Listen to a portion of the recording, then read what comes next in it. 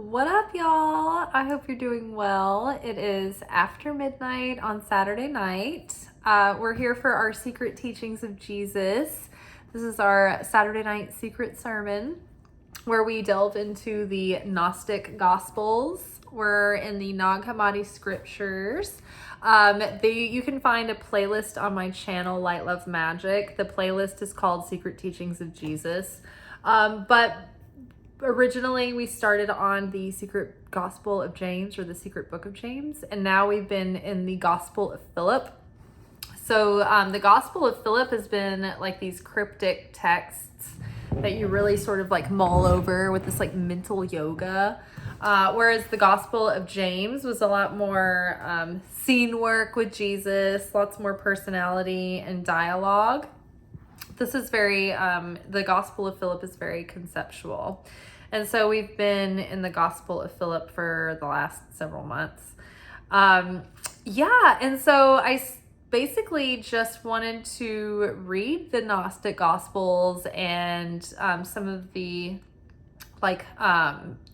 Gospels that just got scattered to the winds and the four corners of the earth, like the Dead Sea Scrolls and the Nag Hammadi and whatnot. But I didn't know when I'd have time to do that. So I just decided to make it a weekly segment with us. And it just happens to fall on Saturday night after I get out of work.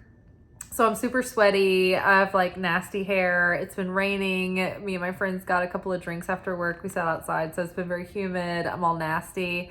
But I started reading this segment, and basically what I do is I pick out a portion that jumps out to me before I get on camera.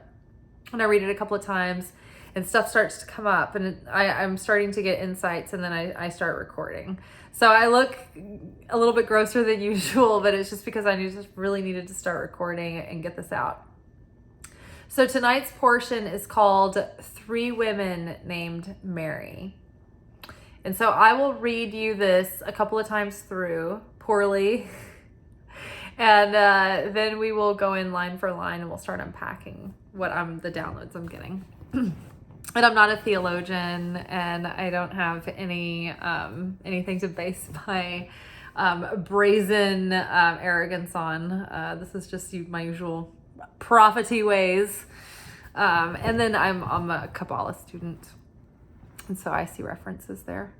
So let's begin. Three women named Mary. Three women always walked with the Master. Mary, his mother, his sister, and Mary of Magdala, who is called his companion. For Mary is the name of his sister, his mother, and his companion. Now, this is interesting. I didn't know that Jesus had a sister. I knew that Jesus has a brother named James, and I was always like, wow, can you imagine like being James? It's like being Giselle's twin sister, and they're not identical. You're like, fuck Giselle. Like, we're twins, and like she gets all of like the supermodel genetics. Amazing. So yeah, Jesus' brother James. It's like, why can't you be more like your brother? James is like, fuck Jesus. I hate you. I don't. God. God damn it. No. So I wonder how, like, Jesus' sister probably felt like how me and my sister feel in my family with my brother. And he knows it. It's like we joke around about it. But, like, in my family, it's like the females are just, like, throwaways. You're just like, we're just trash. It's all about the sons, the glorious sons of the family. So I can only... we laugh about it. Like, I mean, it's just pointless to get devastated over this. But yeah, I mean, like, can you imagine like being Jesus' sister? Especially back then. And she's like, no, you deserve more. And she's like, they won't even let me read. Okay, this is nothing to laugh at. Oh my God. Okay. So inappropriate. Okay, let's get back on track. Three women named Mary. Three women always walked with the Master.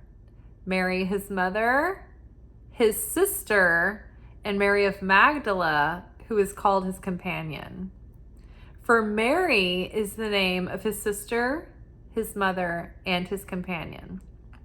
Now, all controversies aside, when it comes to whether or not Jesus and Mary Magdalene were like romantically linked, it doesn't matter, because in the high priesthood of like Hebrew Kabbalah, it's believed that a person cannot fully transcend into their highest level of their soul unless they are in union, or they have like an equal, like the divine masculine and feminine, kind of like twin flame.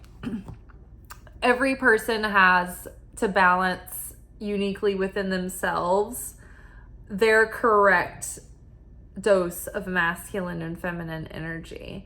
And so in this life, we have an equal and opposite force of that energy that we balance with in another person, that helps us come to our highest level of ourself through our interaction and our healing and our transcendence.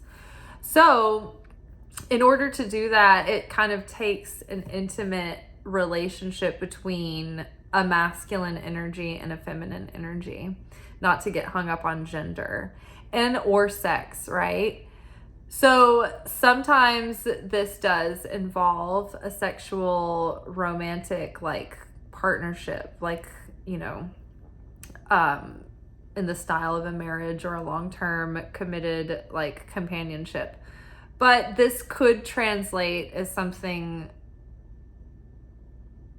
platonic, but in the Jewish culture, like it's like platonic relationship between like, say, like a man and a woman would be like a secondhand, like, well, is if you don't have it, then you can kind of do it with like a best friend or something. But ideally, like a man and a woman are forced to work a lot of stuff out when they are joined into union and they take a covenant together. And it's the kind of things that like don't come up unless you're backed in a corner with nowhere to go, kind of thing. Like when you have skin in the game, or when the stakes are high, or when you are going to like bear it out with someone for the long term, different depths come up, different layers of the self are forced to be reckoned with. You are faced with yourself when you are faced with that other person, you know? So there's a reason why there's, I don't know, it's like, it's always so controversial to think that Jesus could have had a companion unless you are a student of mysticism. And then you're like, well, no, not at all. Actually, it would have been complete for Jesus to have a companion. And I remember asking this when I grew up too. I was like, why didn't Jesus get married? Why didn't Jesus have kids? And my mom was like, well, I mean, why would he come here and marry someone if he knew he'd only come here to die? And my answer was like, well, we all come here to die. Like, no one ever knows when they're gonna die. Like, you could, like, a lady, you could be gone tomorrow. Like, no one knows, right? Like, it's anybody's guess at any time. And so this is why I was an irritating child, because I was a rabbi at like 4. I was like, well, why didn't Jesus get married? Well, everyone dies. like no one knows when their expiration date is. And you're like, all the adults are just like, oh my God, she's right. I'm in an existential crisis. Like, again, with the same cereal. Like, oh, okay.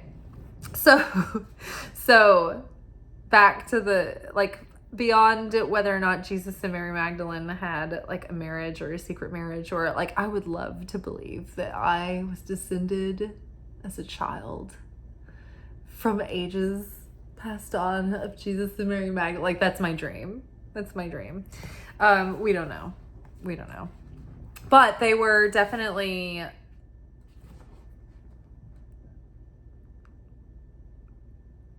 I don't know, like as close of companions as you can get as a male and a female. Okay, 3 women always walked with the master. His mother, Mary his mother, his sister, and Mary of Magdala, who's called his companion. For Mary is the name of his sister, his mother, and his companion. So, like, why would they even be pointing this out? What's the significance? It's like, we want to, okay, there's 3 women that are always with Jesus, and they're archetypally his mother, his sister, and his wife, his companion. So all of the major relationships that you would have with the opposite sex in this life is either, I mean, like, companion, I guess, could be friend, you know, but it's like either someone is your, like, your father or your brother or your friend, right? And I'm like uncle, but, like, you know, we're, it's like major, like, basic primal archetypes, basic rudimentary. So, and like the whole point of this portion is only to talk about that there's 3 women around Jesus named Mary. Okay, so what's the point of this? Why would someone make it a point to put this in writing in history? It's cryptic. It's not that obvious. 3 women always walk with the master. Mary, his mother, his sister, and Mary of Magdala, who was called his companion. For Mary, and that's in quotes, Mary is the name of his sister, his mother, and his companion. There's a footnote here. What does it say? The text reads, her sister, here.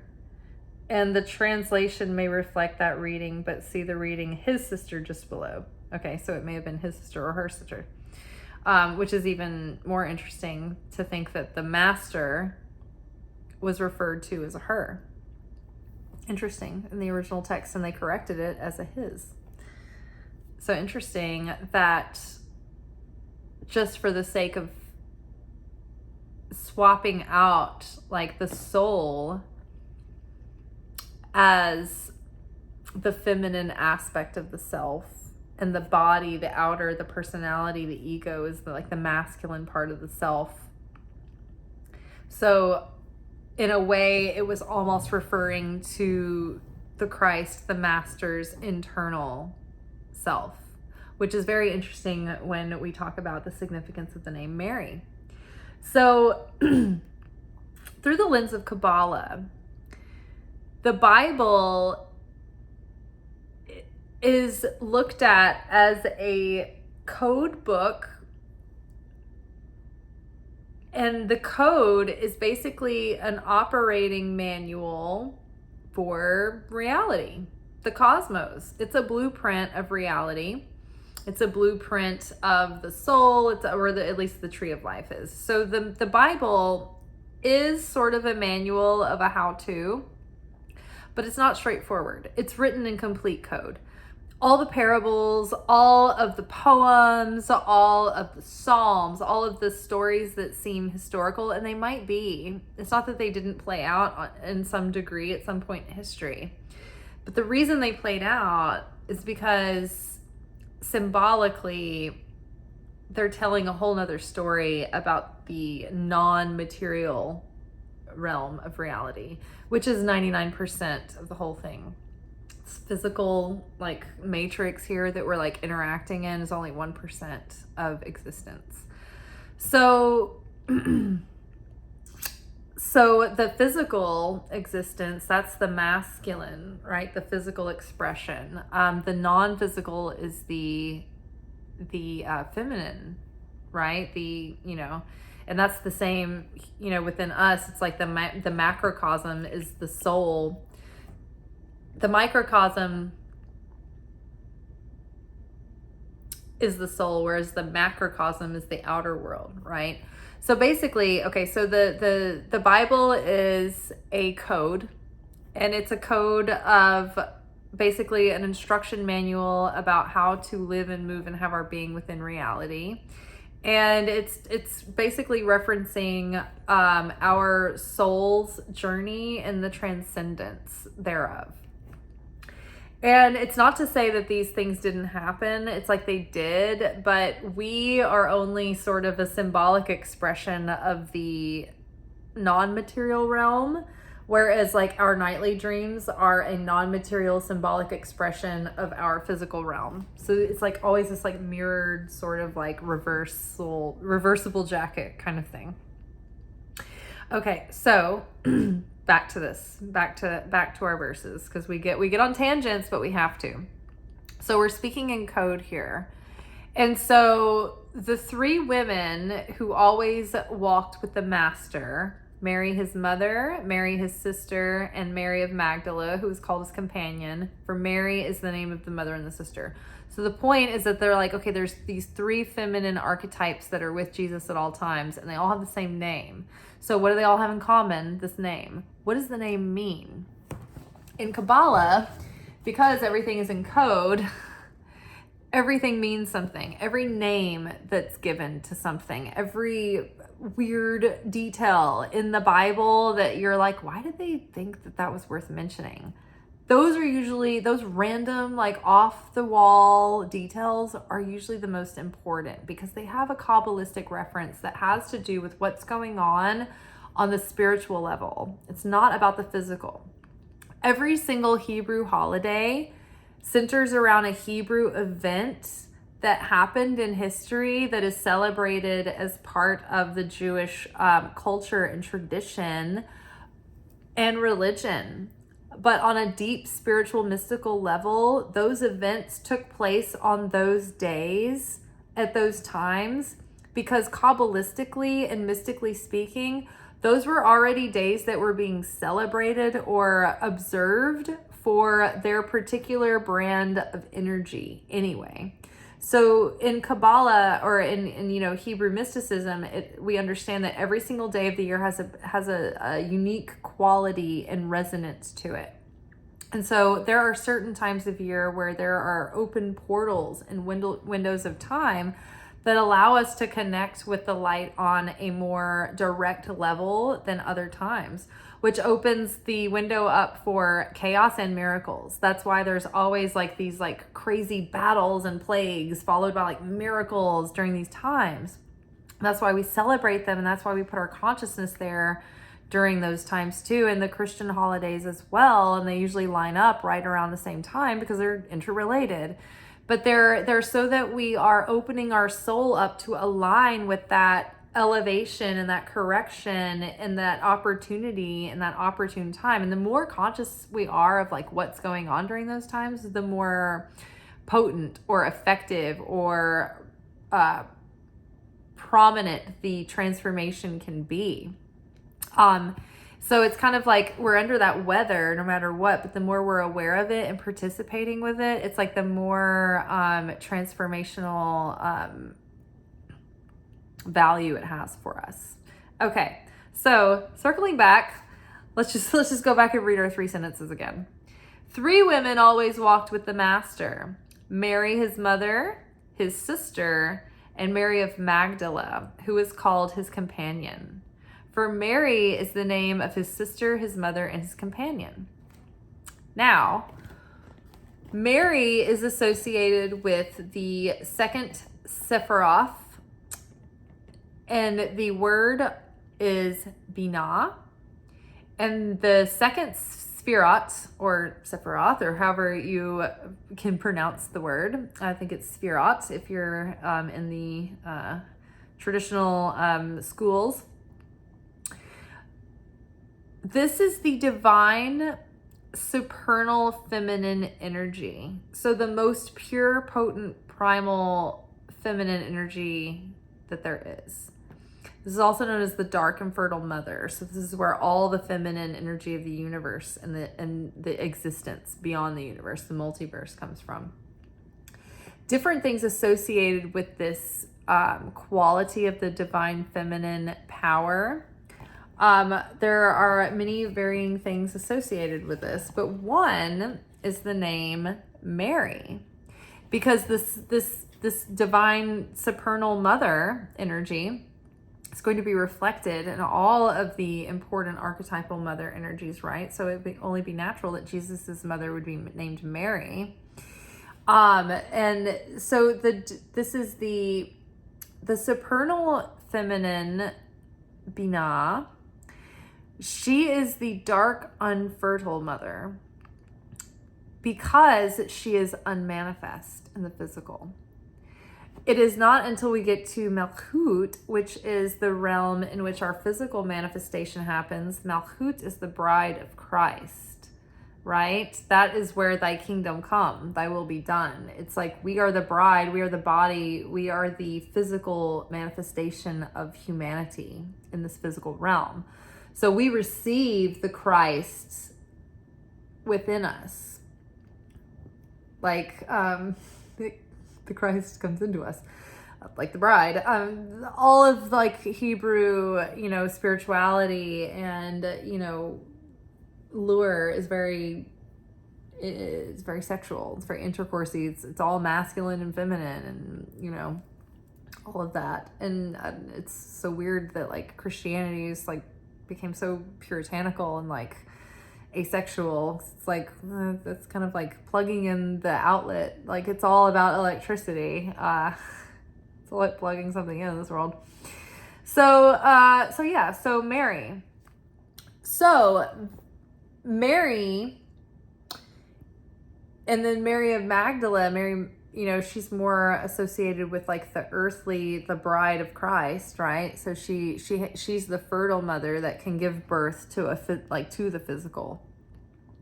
But the name Mary itself is talked about in this book called The Mystical Kabbalah. It was written in the 30s by a mystic named Dion Fortune. It's a very dry and difficult read. I've read this book probably 3-4 times over the years. It takes forever. I have to read each page like a million times, and then finally it clicks. But it talks about the name Mary. There's different spots where it talks about it, but oh, here we go. So Binah, the superior mother, as distinguished from Malchut, the inferior mother. The bride of the microprosopos, the Isis of nature, the 10th Sphirot, is two-aspected, and these aspects are distinguished as Amma, the dark sterile mother, and Ama, the bright fertile mother. So Ama would be the bright fertile mother of Malchut, which is the physical manifestation where we have our physical reality. The dark sterile mother is Binah, which is the ultimate feminine within that's internal. But that, like, so in the origin of creation, it's like there was nothing for the Big Bang to come into. And so the divine feminine was the space in which the Big Bang shot its light into, essentially. Like the universe came into something, or like God came into something which caught the God come and made the universe in a womb. That's the dark sterile mother, was the womb itself of creation.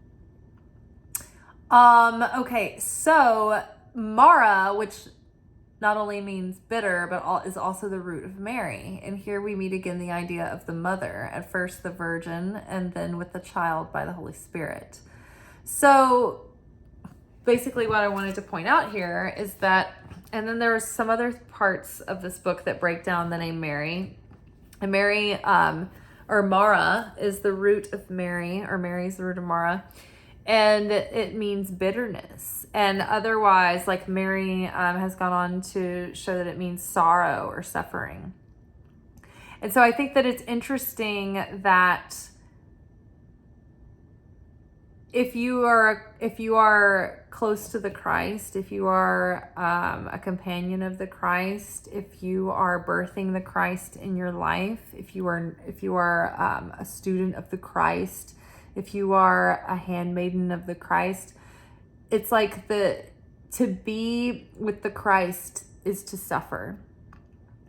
Because like when Jesus appeared to Mary after he had been crucified, and this was him reappearing to her, he asked her why she was crying, and she told him, of her loss, and she didn't recognize him at first. And what he tried to explain to her is that she couldn't hold on to him.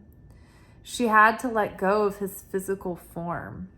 And in order to fully have him completely, she had to let go of the physical form so he could ascend.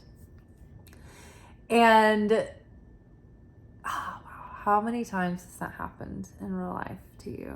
Is that you've had to let go of the physical form of something for the sake of the transcendence of the bigger picture. But Jesus did not want mankind to cling to the physical, because that is only ever an illusion. It's only ever fleeting. It's only ever changing. It's not constant.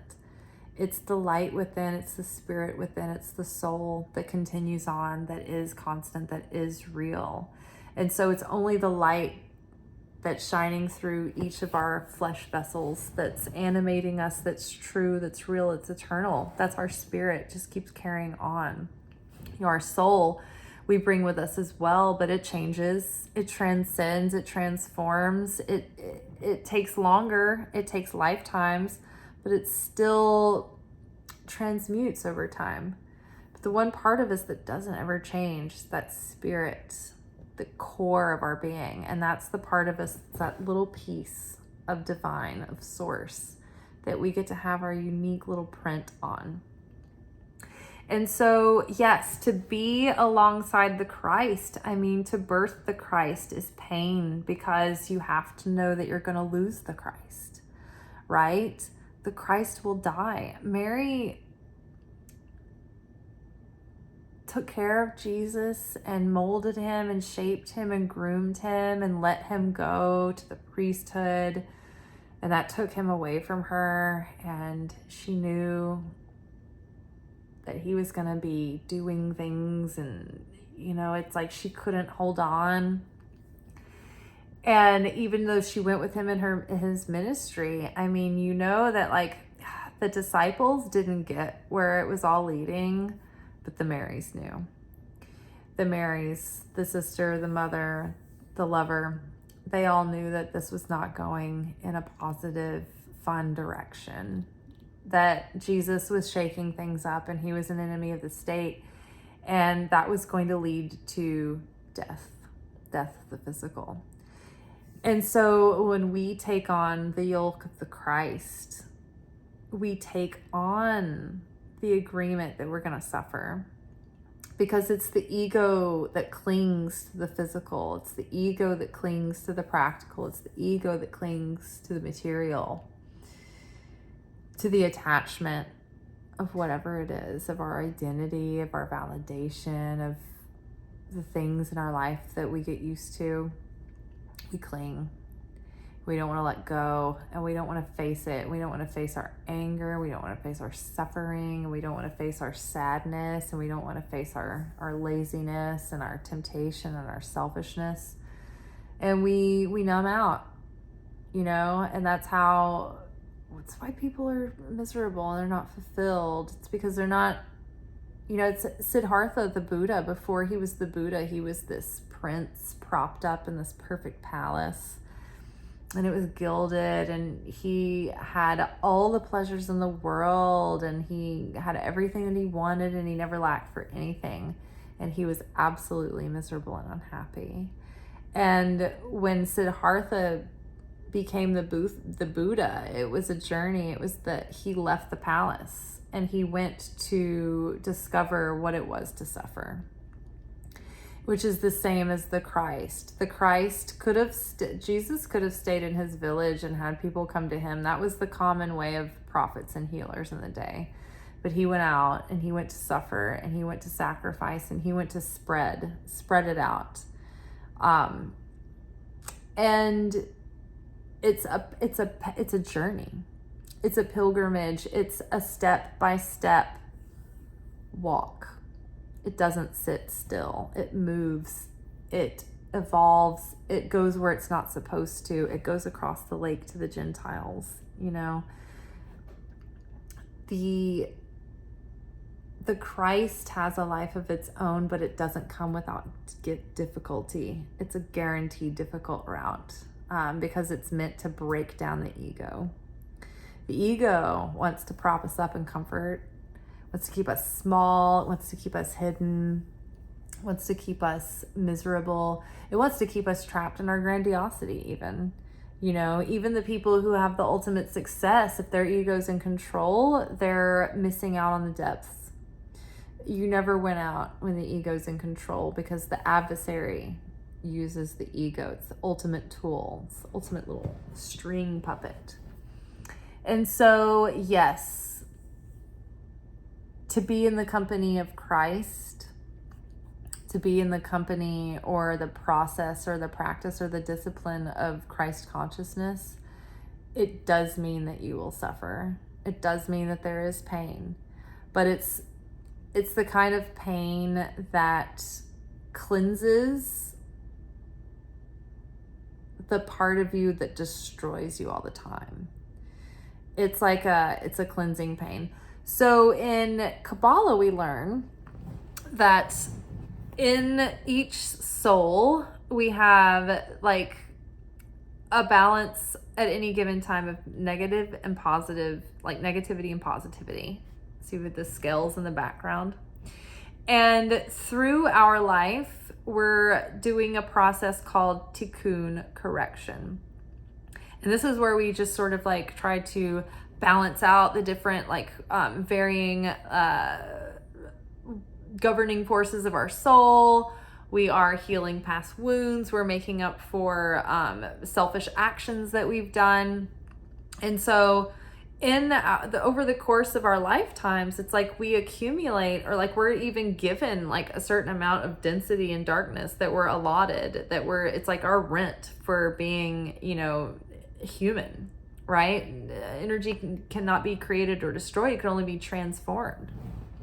So it's like, in order to defeat darkness in this world, we can't get rid of it because it would cause a paradox, a vacuum, right? We need everything that we have to stabilize this reality.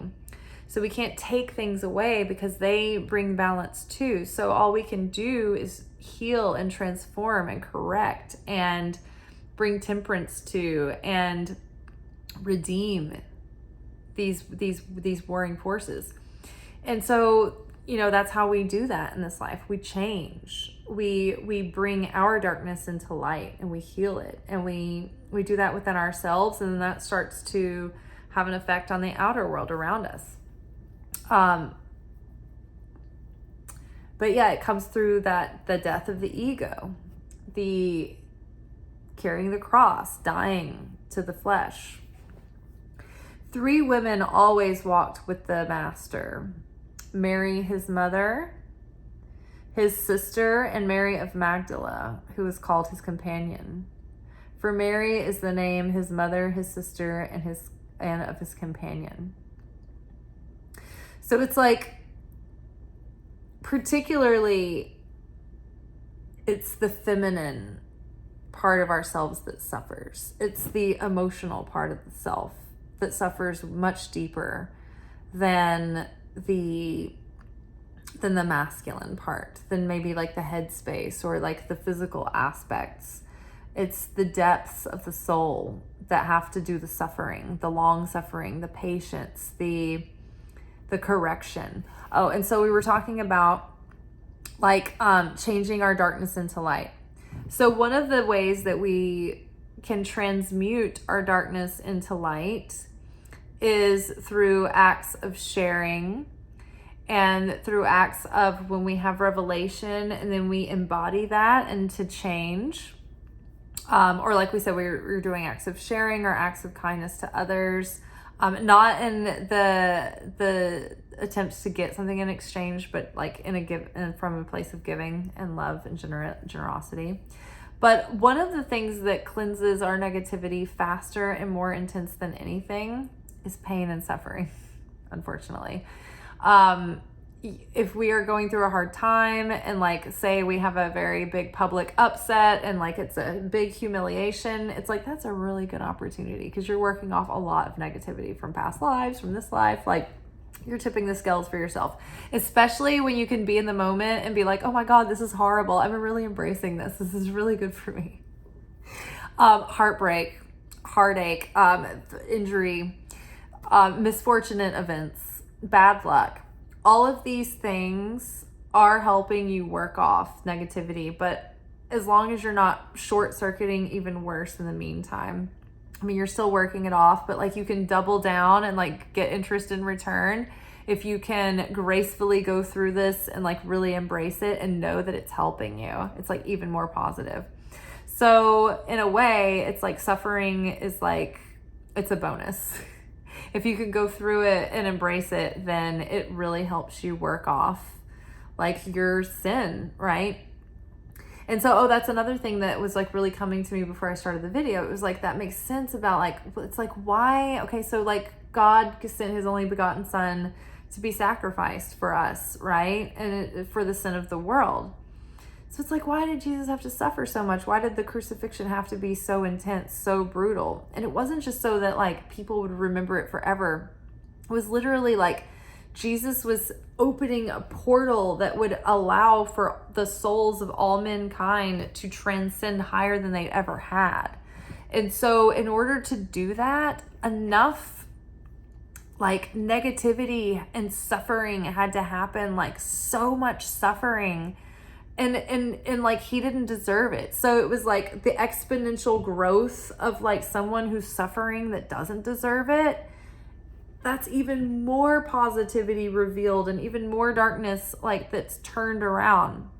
So the reason why Christ's crucifixion was so brutal was because that suffering to someone who was such a perfect sacrifice, who was in a perfected state of consciousness, taking on that much pain when they didn't deserve it, it was like it was like the nuclear bomb of positivity, of sharing, of charitable act of sacrifice, of selflessness.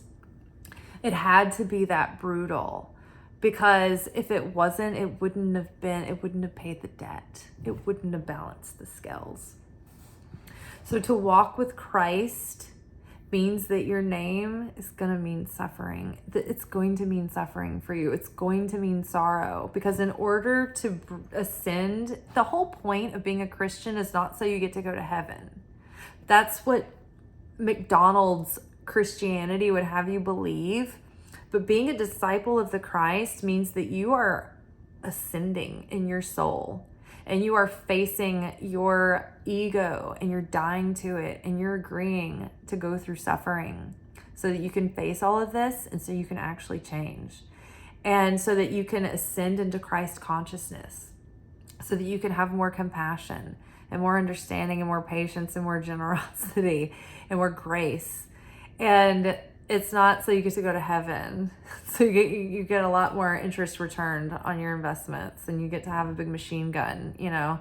It's so that you get to suffer, so that you are a softer, more tender person. Surprise.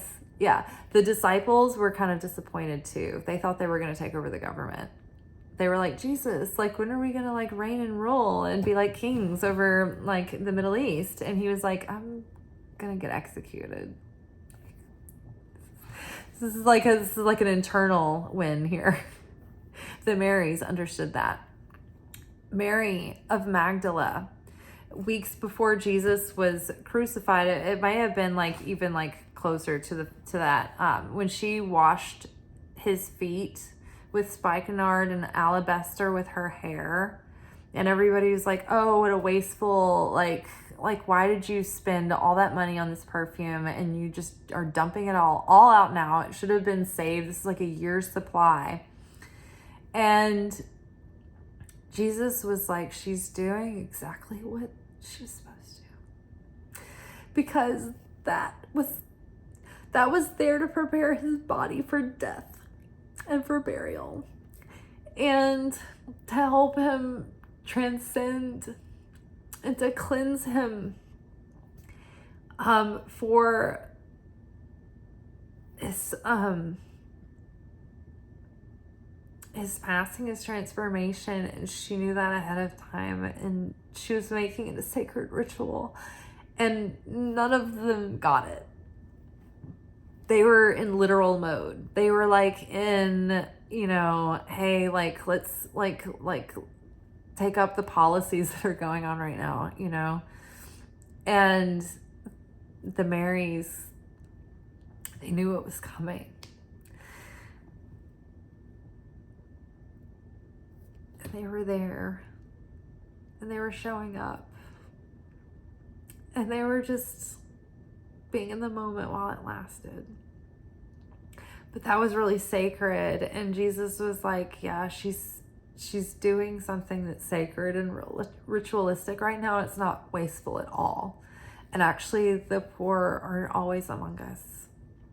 And the poor are not the people outside begging for food right now, but the poor people that are among us are you. The poor are always among us. There are always people who are here with the fucking Christ in person, and it's still not enough. They still don't get it. They're still like, why are you wasting all the perfume, Mary? I don't know. Why do we usually use spikenard and alabaster? What do we usually use this for? What do you think I'm doing? Do you think that you think that we're making friends with the government? You think they're appreciating what we're doing here?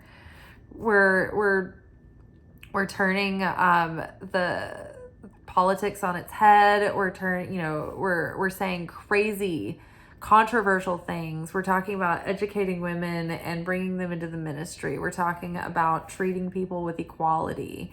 We're going up against the powers that be. It's probably not going to go well. There's like 12 of us. We're probably not going to win.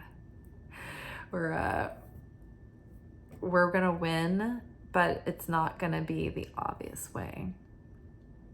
We're going to win, but it's going to be through suffering. And it's going to be sorrowful. And it's going to hurt. But in the end, it will be everything. And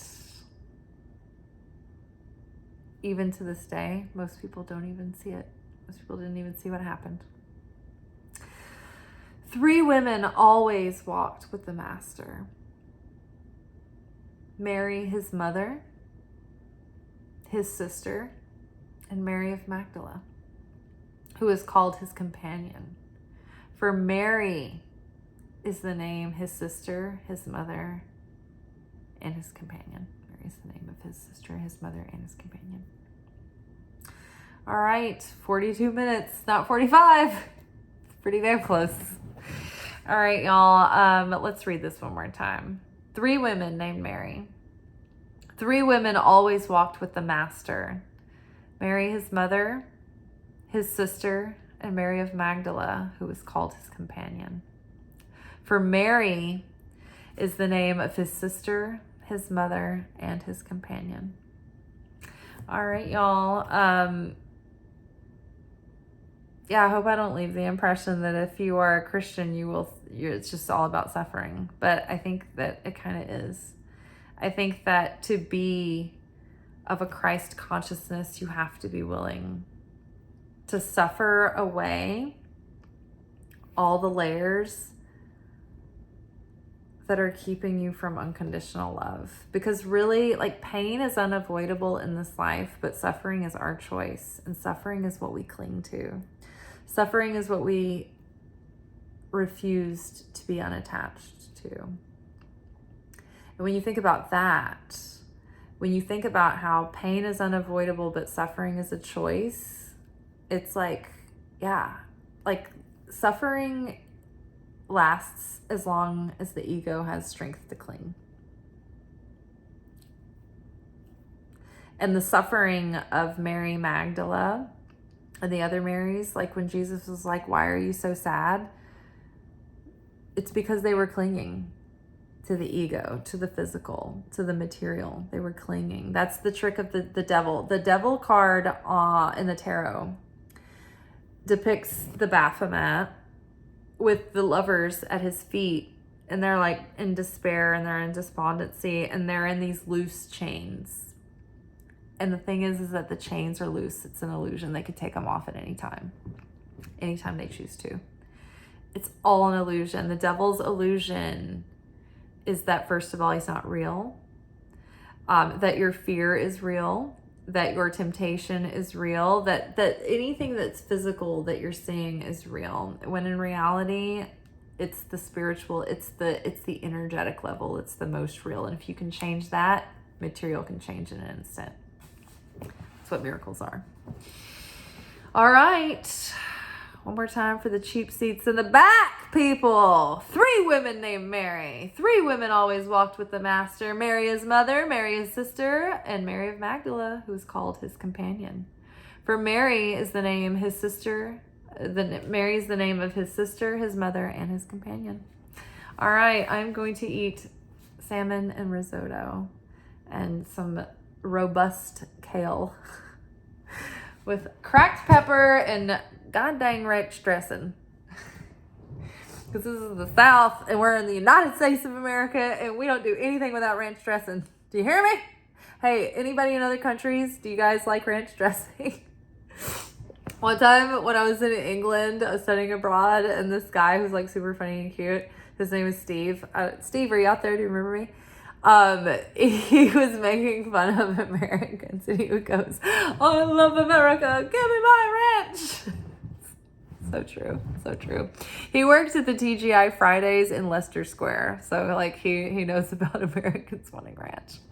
And the reason that why I knew him is because my friend's sister came to visit us from Alabama, and she insisted that we go to TGI Friday. We were like, girl, we were in Europe. Like, she was like, I want to go to TGI Friday. We were just like, whatever.